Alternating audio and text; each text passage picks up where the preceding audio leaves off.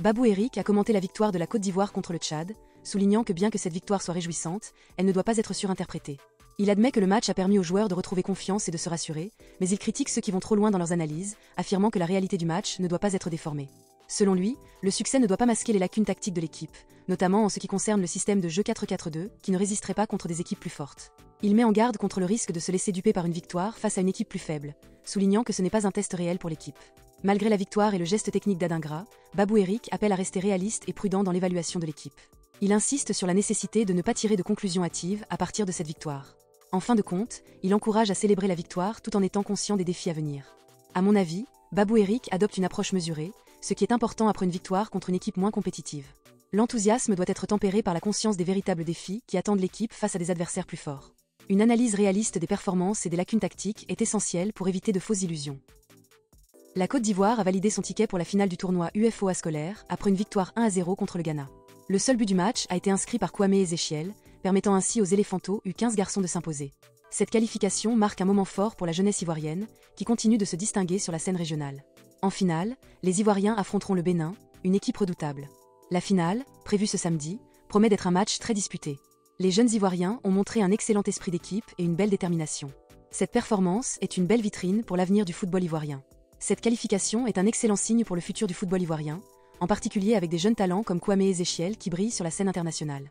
Face au Bénin, la Côte d'Ivoire aura une belle occasion de décrocher le trophée et de montrer tout le potentiel de ces jeunes joueurs. Yaya Fofana a été désigné meilleur joueur de l'année civile 2024 de la sélection de Côte d'Ivoire, avec des statistiques impressionnantes.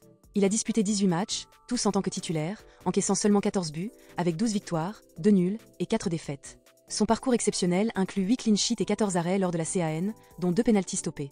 À seulement 23 ans, il a été un acteur clé du sacre de la Côte d'Ivoire en 2023, devenant le second gardien de l'histoire à remporter la CAN à cet âge, après Fabrice Andoa. Ses arrêts décisifs et sa régularité ont renforcé la défense ivoirienne, apportant la sérénité qu'elle avait perdue. Sa grande performance au sein des éléphants confirme qu'il est un gardien de classe mondiale et qu'il sera crucial pour les prochaines échéances, notamment les qualifications du Mondial 2026. Yaya Fofana a su se faire une place de choix parmi les meilleurs, offrant à la Côte d'Ivoire une sécurité rare au poste de gardien. Yaya Fofana a fait preuve d'une constance impressionnante qui mérite toute notre reconnaissance. Il incarne la fiabilité et la sérénité dans les buts, des qualités essentielles pour une équipe qui vise les plus hauts objectifs. Il a prouvé qu'il était non seulement un grand talent, mais aussi un leader pour la sélection. Jean-Philippe Crasso semble avoir trouvé son rôle parfait dans la sélection ivoirienne en jouant en tant que demi-neuf. Il impressionne par sa qualité technique, sa rapidité dans les transmissions et son intelligence de jeu. Cette polyvalence offensive le rend difficile à contenir pour les défenses adverses, faisant de lui un véritable poison sur le terrain. Il termine la saison comme le meilleur buteur et passeur des éléphants, témoignant de son efficacité et de son impact décisif. Son adaptation rapide à ce poste montre qu'il a su s'intégrer parfaitement au collectif ivoirien. Crasso devient progressivement un atout majeur pour l'équipe nationale, capable de créer et de finaliser des actions. Son apport offensif sera crucial pour les prochaines compétitions. Crasso incarne l'attaquant moderne par excellence, alliant créativité, mobilité et efficacité. Son rôle de demi-neuf lui permet de maximiser ses qualités tout en libérant de l'espace pour ses coéquipiers. C'est une excellente nouvelle pour la Côte d'Ivoire, qui peut désormais compter sur un joueur capable d'élever le niveau de jeu offensif. Cependant, il devra continuer à travailler pour maintenir cette régularité face à des adversaires de haut niveau. Avec ce genre de performance, il confirme son statut de joueur clé pour les éléphants et un exemple de réussite dans le projet de reconstruction de l'équipe nationale. Franck Kakou sur les propos polémiques de Simon Adingra et ses performances. Franck Kakou reconnaît que Simon Adingra est un talent prometteur, champion d'Afrique et un espoir du football ivoirien. Il souligne cependant que les Ivoiriens surévaluent parfois ses performances, ce qui peut lui monter à la tête. Kakou critique la réaction d'Adingra après le match contre le Tchad, où il a exprimé son mécontentement d'avoir été remplacé à la mi-temps face à la Zambie. Selon Kakou, ce n'est pas dans des matchs sans enjeu, comme celui contre le Tchad, qu'Adingra doit démontrer sa valeur, mais plutôt dans des confrontations plus difficiles. Il fait remarquer qu'Adingra a été fantomatique lors du match contre la Zambie, et sa sortie était justifiée par sa faible performance. Kakou estime qu'Adingra a encore du mal à briller contre des équipes solides et n'a pas montré beaucoup d'étincelles après la CAN, hormis son bon match face au Tchad. Il conseille de laisser Adingra progresser, sans trop lui donner de pression ou de grosses têtes. Kakou met en avant le fait qu'Adingra n'est même pas titulaire à Brighton, un club qui n'est pas considéré comme une grande équipe européenne. Il prend l'exemple de Kylian Mbappé, qui, malgré son titre de champion du monde, a pris le temps de progresser et d'apprendre. Enfin, Kakou affirme ne rien avoir contre Adingra, mais souligne que la réalité doit être observée et comprise de manière objective, tout en lui souhaitant bonne chance pour la suite. Les propos de Franck Kakou soulèvent des points pertinents sur l'attitude de Simon Adingra et les attentes envers lui. Il est vrai qu'Adingra, malgré son talent évident, semble encore en pleine phase de maturation.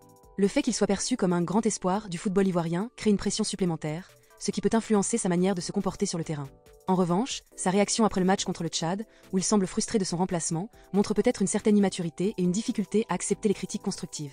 Cependant, il est également important de prendre en compte que Simon Adingra est un jeune joueur en pleine progression, et ses performances en sélection doivent encore être évaluées sur la durée.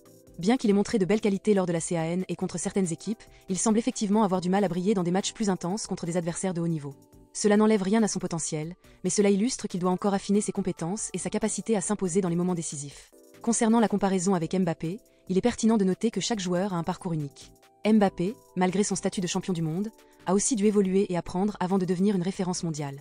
Le cas d'Adingra est similaire dans la mesure où il doit apprendre à gérer les attentes et à progresser à son rythme. Il est également vrai qu'Adingra n'est pas encore titulaire à Brighton, mais cela peut s'expliquer par la compétition dans le club et la nécessité pour lui de continuer à travailler sur sa régularité et son impact dans les matchs importants. En résumé, Franck Kakou a raison de rappeler qu'Adingra doit progresser et que la confiance ne doit pas se transformer en excès de fierté. Cependant, il faut également lui donner du temps et de l'espace pour qu'il puisse évoluer et prouver sa valeur sur la scène internationale. Les critiques doivent être constructives et non destructrices, afin d'aider le jeune joueur à se construire sur le long terme. Visite. L'ambassadeur d'Égypte en Côte d'Ivoire à la FIF, le président de la Fédération ivoirienne de football, FIF, M. Yassine Idriss Diallo a reçu en audience son Excellence M. Chérif Magdi Rachad Seff, ambassadeur d'Égypte en Côte d'Ivoire, ce jeudi 21 novembre 2024 au siège de la FIF. Le diplomate égyptien est venu pour la mise en place d'un cadre de travail dans la perspective de la phase de groupe de la Ligue des Champions, où le club égyptien Al Ahly se rendra en Côte d'Ivoire en janvier 2025 pour rencontrer le stade d'Abidjan. SEM. Chérif Magdi Rachad Seff a profité de l'occasion pour féliciter le président de la FIF relativement à la qualification des éléphants pour la prochaine CAN 2025 au Maroc. Aujourd'hui, j'avais l'honneur de rencontrer le président. Je l'ai félicité pour la qualification bien méritée des éléphants pour la prochaine Coupe d'Afrique des Nations. Je tenais aussi à le féliciter pour la CAN remportée à domicile et l'organisation exceptionnelle de cette compétition en Côte d'Ivoire. Et puis, nous avons parlé des prochains événements qui auront lieu à Abidjan, notamment la participation de l'équipe d'Al Ahly qui doit venir en janvier pour la Ligue des Champions contre le stade d'Abidjan. Avec le président, on a convenu d'avoir une relation forte entre les deux équipes, l'équipe ivoirienne et l'équipe égyptienne. De mon côté, je vais faire de mon mieux pour faciliter le trajet et pour les visas pour l'équipe ivoirienne qui sera au Caire prochainement, a promis le diplomate égyptien. Le président de la FIF, M. Yassine Idriss Diallo, s'est dit honoré de cette visite. Il a promis que tout sera mis en œuvre pour que ces matchs se déroulent dans de meilleures conditions. J'ai été très heureux de recevoir mon frère Chérif, l'ambassadeur d'Égypte à la Fédération. Évidemment, pour vous qui ne le connaissez pas, c'est un diplomate qui est arrivé ici, il y a moins d'un an, mais qui a un dynamisme avéré et efficace. Une efficacité en termes de promotion de son pays qui est l'Égypte. Alors, nous sommes honorés de le recevoir parce que, évidemment, qui dit football en Afrique, dit Égypte. C'est le seul pays à avoir cette étoile. Donc nous sommes encore tout petits avec nos 3 petites étoiles. On va essayer de les prendre comme modèle pour essayer d'avancer au mieux. Nous avons échangé sur les possibilités de coopération entre la Fédération ivoirienne de football et évidemment la Fédération égyptienne. Il est déjà très avancé avec des projets de collaboration au plan global avec le ministère des Sports. Nous nous insérons dans cette vision pour ce qui concerne le football pur, mais nous avons un match, une opposition entre le stade d'Abidjan et Al Ahly, dans le cadre de la Champions League. On doit les recevoir bientôt. Il s'agit de pouvoir préparer l'arrivée de l'équipe et organiser le départ de l'équipe ivoirienne. Tout sera mis en œuvre, eu égard à la qualité des liens que nous avons, pour que tout se passe bien. On a été vraiment honorés de sa visite et évidemment, nous lui avons dit que cette maison est la sienne et qu'il est le bienvenu à tout moment. En tout cas pour nous, l'Égypte est la plus grande nation du football en Afrique par ses résultats, par ses performances, tant en nation qu'en club. Parce qu'en club, ils détiennent le plus grand nombre de titres. C'est un bon exemple, un bon modèle, à suivre, et nous sommes des élèves, des apprenants. On va essayer de les suivre dans cette voie. Le comité exécutif de la Fédération ivoirienne de football est très honoré de cette visite et nous allons maintenir et entretenir les liens, a conclu le patron du football ivoirien. Cette rencontre est une belle démonstration de diplomatie sportive. Elle illustre comment le football peut devenir un levier pour promouvoir l'amitié et la coopération entre deux nations. L'Égypte, en tant que modèle de réussite sportive, peut inspirer la Côte d'Ivoire dans ses ambitions de consolider sa place sur la scène africaine et mondiale.